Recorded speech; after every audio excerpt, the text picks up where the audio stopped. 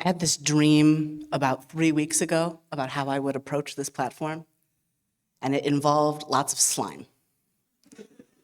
You know, the stuff that kids and me like to play with, that they fill with all kinds of colorful little squishy things, and that makes this kind of popping, sizzling noise when you squish it. I thought, that's gonna be great. I'm gonna buy a bunch of slime, and I'm gonna give it out, and we're just gonna play with slime, and we're gonna feel good about goo. And then I realized that there's carpet in here, and I thought, maybe not. And then I remembered that we have children, and I thought, oh, definitely not. We will never get the carpet out of the children's hands or the floor. So what if we didn't? What if we just thought about slime instead? I really am surprised by my own love of these slimes that you can buy on the internet that are so fancy and interesting. They're really helpful for me. If you're ever in a meeting with me on Zoom, I am invariably off screen doing something with my hands because I can't actually sit still. If you're in a meeting with me in person, you'll notice I doodle in my notebook. I am always switching what pen color I'm writing with. This slime thing is sort of an outgrowth of that, but a little more sensory involved. It's been interesting to readjust my perception of slime and goo in this way, to learn that there are types that I really like. I like the ones that they call cloud foams quite a lot. The ones that I really don't like, the ones they call water slimes, which just kind of drip through my finger. Gross, gross, gross. So, my title today is In the Goo, and I talked a couple of weeks ago about sort of the frame for that being the chrysalis that the butterfly goes into, right? Where the caterpillar goes in and dissolves most of its body, maybe leaving behind some important nervous system pieces, but for the most part becoming just a liquid inside a container. And I want to talk about emotionally, conceptually, communally, how we do that same thing, how we bundle ourselves up and make ourselves ready for whatever comes next. So I've been thinking about cocoons a lot, and I've been thinking about slime a lot, and I've been thinking about mushrooms a lot. So let's go. Some of you will know that when my hair is blonde, it is because I am between bright colors. And while I am between bright colors, I like to go to float therapy. Float therapy is you go in a pod full of salty water and you float there in the dark for about an hour. I call it an hour where nobody's allowed to talk to me. When I first heard the lyrics of our meditation song, I initially heard, "I am listening, please don't talk to me." And I was like, oh, a mood. Float therapy is like my every couple of months personal physical cocoon. I go, I do the infrared therapy. I don't know that I believe all the things that the infrared therapy says it's going to do for me, but I do know that I like to be very warm in a small box for an amount of time. So I spend half an hour, if I can do it, in the infrared therapy box, and then I get out, I take a shower, and I lay in my pool. And at first, it is the hardest thing on the planet. That's obviously an exaggeration, but incredibly difficult for my brain to be like, okay, now we're gonna get no input. I am, like many people of my generation, sort of a constant intaker of media and ideas. If I'm not listening to music or watching a TikTok, I'm actively talking to somebody. I'm gesturing at Caitlin because boy, do I yap. And boy, does this human put up with the constant yapping. But also, often enough, I'm talking to y'all. I'm in a meeting most nights every week. I am in I have periods of my month where I have one night with the WES board meeting and the next night with the board meeting for the abortion clinic that I used to work at, which I am now on the board of. Sometimes I have an NLC, which is the AEU National Leaders Council meeting for several hours one day. And then the next day, I have a KUMA, which is the Regional UU Ministers Association group meeting for several hours a day. I spend a lot of time listening and talking and listening and talking, and so when I lay down in this pool, and there is no input, there's no music playing, there's no lights on. The water temperature is designed to make it so you forget where your body starts and the water ends, and vice versa. And so I lay there, and every thought I have had in the last 2 months to 20 years bounces around in my head. I start planning things. Shut up, Casey. Planning things. Shut up, Casey. Planning things. Shut up. Don't tell yourself to shut up. That's not nice. I shouldn't do that. But eventually, my brain chills out. It has bounced around for long enough to say, you know what, maybe we can just rest here. Sometimes I actually fall asleep, floating in a small pool of very salty water. It never feels wise once I've woken up, but at the time it's great. Sometimes I just get to feel connected in a way that's hard to do when life is so much about making decisions or having an answer or figuring out how to fix the thing that you did wrong. So one, I want to commend to you float therapy. If that's a thing that is economically accessible and would not drive your brain absolutely up a wall, give it a try. It can be pretty nice. But that doesn't have to be your cocoon. That's my cocoon. But maybe you should have one. So take a second and think about something in your life that lets you feel like you have a break, like a real break, like time to listen because nobody is talking to you, time to let wisdom speak into your life because the rest of it is quiet enough that you can hear.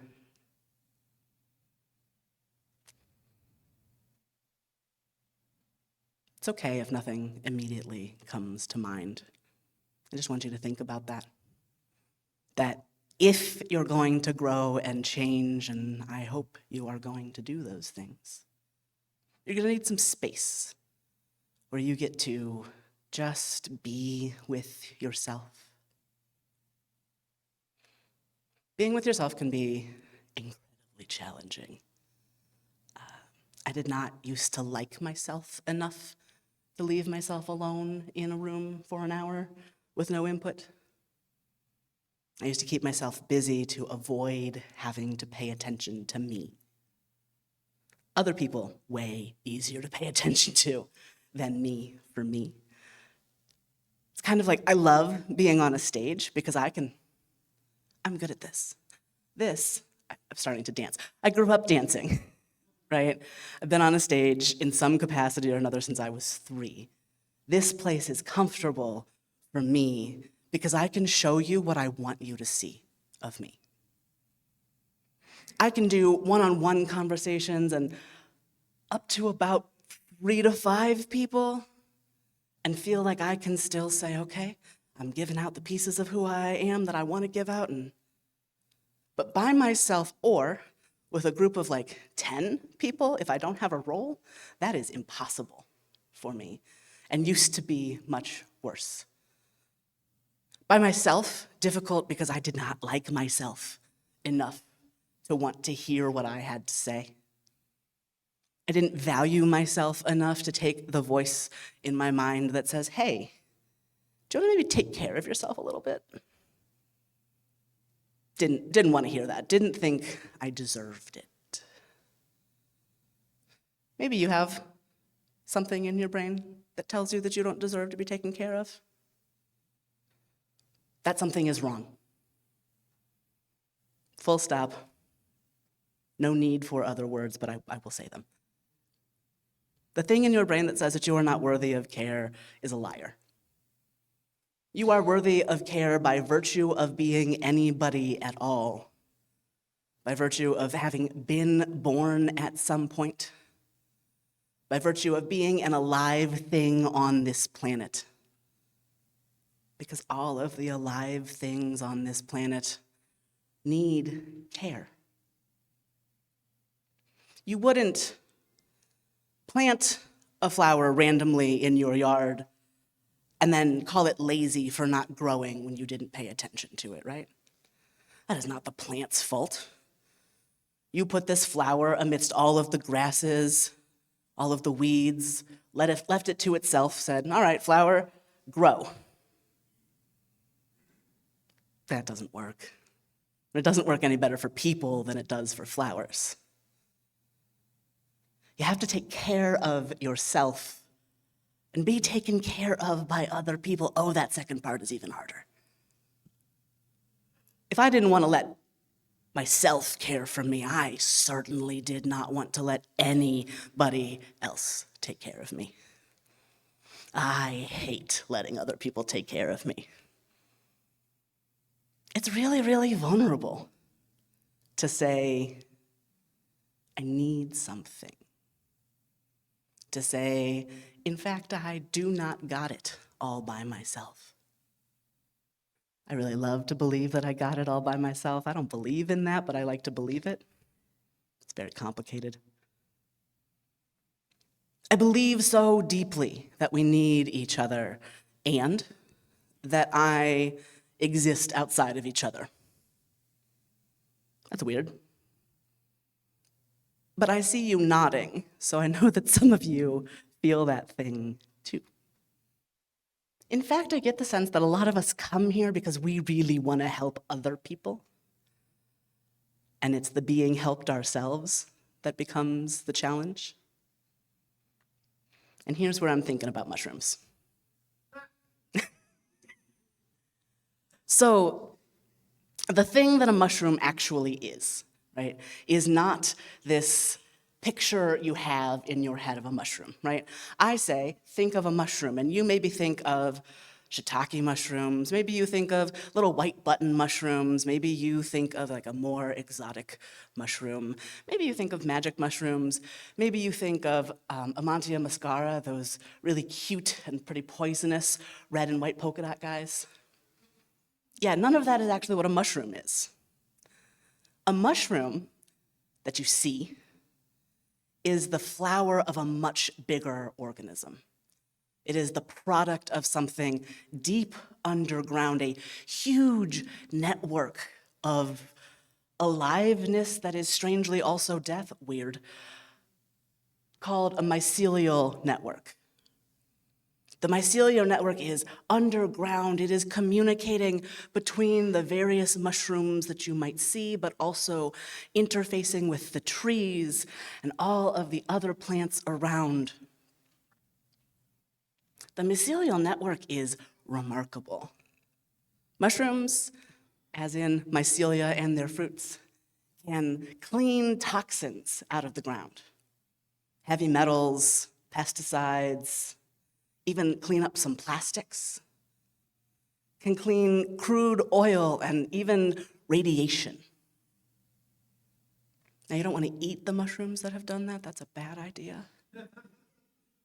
But if a mushroom has absorbed heavy metals from the ground, those heavy metals are much easier to get out of the ecosystem. If it's absorbed radiation out of the ground, it's much easier to get that radiation out of the ground. But none of those things can do any of that on their own, right? The network gets the poison out, not an individual mushroom. The network creates fertile soil that things can grow in, right? Because mushrooms digest dead stuff also. I've started thinking about the way that we're connected to each other and the way that we practice caring for each other and being in relationship with each other as sort of like what a mushroom does with the ground. Our connections with each other, when we do it well, not all the time, when we do it well, can digest the dead stuff and the toxins from our past. In clinical pastoral education, which is the training you take to be a chaplain if you're going to be actually certified as a chaplain, Texas. In clinical pastoral education, we talk about the pastoral relationship as one in which we are healing people through presence, where showing up and hearing a person tell their story gives space for them to have a new kind of relationship with somebody. Gives them space to heal from people who have been unwilling to listen to them about their illness. I learned this in the context of a hospital where everybody else is running from room to room, right? The doctor is there for 5 seconds. The nurse is in and out and in and out. And the social worker is there for maybe 10 minutes with a list. The chaplain, however, our job is to go slow. Our job is to be the only person in the hospital who never really has to run anywhere. To be the person who you get to spend time with and tell your whole story to and be believed because we are not checking against a diagnostic list. A diagnostic list that never fits the whole person. Did you hear they did a study recently about psychiatric disorders, about the DSM? And they took a study of folks and they said, here are the symptoms that cluster. And they compared that to what is in the DSM, and most DSM diagnoses disappear in the data. The clusters are actually different from what we thought they were. And we find that out if we listen before we put the category on someone. If we listen to someone's description of their experience before we decide who they are. I had lunch with former WES senior leader Don Montagna on Monday, and it was fascinating in a number of ways. But one of the things that I learned from Don was about his focus on eliciting the best. And that the reason that he always, and he believes Adler always, puts it as in each other and thereby yourself, is because if you are trying to empathize with someone else, it becomes really hard not to be in an empathetic place yourself. I hadn't really thought about that. I hadn't thought about the way that your position changes just by listening. I still think we gotta do both. Elicit the best in others and thereby yourself, and elicit the best in yourself and thereby others. But I'm thinking a lot about what it means if we are practicing listening to each other. If we are practicing making enough space to hear each other. Right? I need my little cocoon space in the float therapy every couple of months, because if I don't do that, my nerves become so activated, I become so on edge that I cannot listen how I want to. I cannot be in the empathetic place that I want and in fact need to be if I don't spend a lot of time paying attention to myself and my needs. I'm gonna get into some of this more next week. I really encourage you to come back for next week's platform, but I wanna ask you, to think about what you learned about meeting your own physical needs. By which I mean, do you eat when you are hungry? Do you drink water when you are thirsty? Do you get up and go to the bathroom when you need to? What were you taught about those things? Were you taught that you need to wait for someone to tell you you can go to the bathroom? That you should eat only at prescribed times? That you should drink water when you're thirsty, but not if you're in school and it would get in the way of something your teacher was doing? We get taught to ignore our most fundamental needs. And that makes it really hard to later on notice when we're having more complicated needs, right? If I don't know when I'm hungry, and I spent years of my life having no idea when I was hungry, how can I possibly know if I'm agitated because I'm hungry or because something is actually agitating me? If I don't know how to tell when I'm tired, when I need to go to the bathroom, when it's time for me to have a drink of water, how am I going to know if the thing I'm feeling is me or someone else? We have to be able to pay attention to ourselves, to pay attention to each other. But like our readings said, we can't wait to be perfect before we start trying with each other either. So it's not perfect. Nothing is perfect. This is not perfect. I have not been perfect. You have not been perfect. And that is fine, actually. It doesn't mean we can't take the next step. It doesn't mean we have to beat up on ourselves for all the things that we did wrong, though that might be easy. What's better is empathy. Empathy for ourselves, empathy for each other, investment in empathy, a choice to take the next step, even though we don't necessarily know what's on the other side of that door. I'm so looking forward to our pledge brunch today, and I want us to think about this as an opportunity to invest in empathy, to invest in eliciting the best, to invest in care for each other and ourselves and the world around us. I've been very focused on here and inside today. But the world around us changes when we can care for each other, when we can focus on empathy. When we focus on empathy, when we focus on connection, it's really vulnerable, but it means we stand in solidarity with people instead of showing up to do charity at them.